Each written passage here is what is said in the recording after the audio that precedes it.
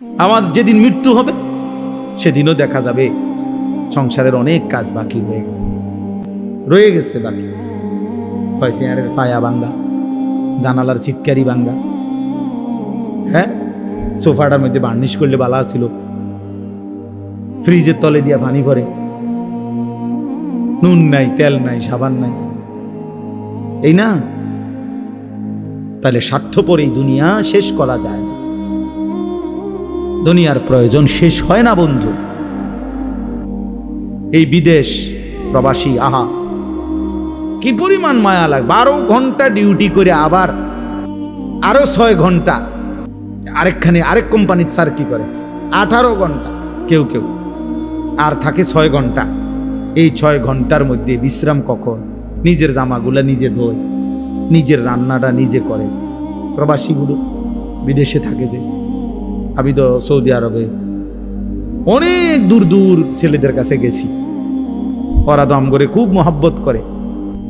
তাইলে এই নিজের রান্না নিজের, কত ছেলে যে বিশ্বাস করো ভাইয়া কি পরিমাণ কান্দে, আল্লাহর কসম। এটা যদি আমি দেখাইতে পারতাম।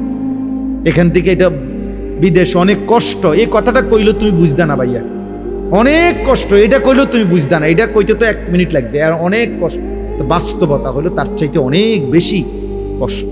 এই প্রখর রৌদ্রে, এই তীব্র রৌদ্রে, বিশেষ করে 12 ঘন্টা ডিউটি করে আসার পরে যখন একটা ছেলে বা একটা যুবক, তার একজন আপনজন কেউ নাই, আইসা নিজের 1 গ্লাস পানিটাও নিজে নিতে হয়, তো মনটারে হাহাকার লাগে যে আর কেউ তো নাই। অথচ 28 বছর বিদেশ করতেছে। এক ছেলে দেখা হইলো লাস্টের দিকে, ওই আমার দেখে জড়াই ধরে কাঁদতেছে। আমি বললাম, বাবা তুমি আজ কতদিন হয়েছে আইস? কয় যে হুজুর 3 বছর। এই শেষ আমার যে ছেলেটা খেজুর আইনা দিছে মদিনায়, ও ছেলেটা আপনার বলতেছে হুজুর আজ 3 বছর হয়েছে বাড়ি থেকে আসছি, একবারও যাই নাই। আমি যাইবা কখন? কয় হুজুর একটা আইডিয়া করছি যে যে ঋণগুলো করছি আরো 3 বছর যদি বিদেশ করি তাহলে ঋণগুলো শেষ হইব, তো আশা আছে হুজুর এরপরে যাবো।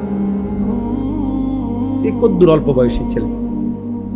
হ্যাঁ ভাইয়া, এই জন্য সে যাইয়া হয়তো অনেক দুঃখের কথা বলে না বাড়িতে, যে মা কানবো, বাপে কানবে, বাবু।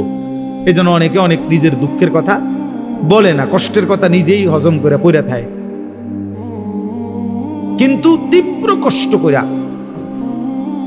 বুকটা মাটিত লাইগা যায়, এরপরে 2টা টাকা জমাইয়া এরপরে বাড়িতে টাকা পাঠায়।